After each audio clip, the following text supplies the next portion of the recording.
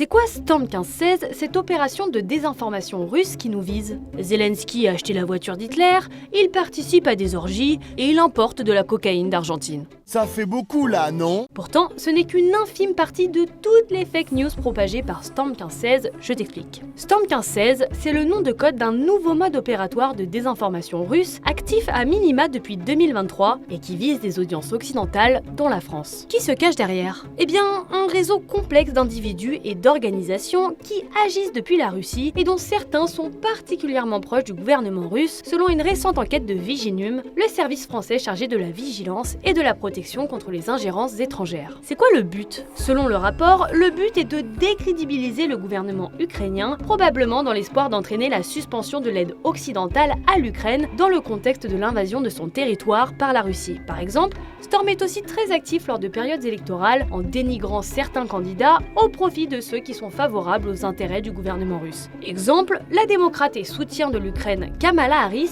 accusée d'être cocaïnomane un mois avant l'élection présidentielle qui l'opposait à Trump. Où agissent-ils? Ça peut passer par les réseaux sociaux via ce qu'on appelle des comptes jetables, c'est-à-dire des comptes anonymes créés spécialement pour les besoins d'une opération de désinformation. Pire, le rapport pointe que des médias sont impliqués dans le blanchiment de contenu de Storm 1516 et ces derniers sont majoritairement implantés en Afrique et au Moyen-Orient, au Nigeria, au Sénégal, au Burkina Faso, etc. Pour info, près de 80 opérations de désinformation ont ciblé l'ensemble des pays occidentaux entre août 2023 et mars 2025. Sur 77 qui ont été recensés, 35 étaient destinés à porter atteinte à l'image de l'Ukraine.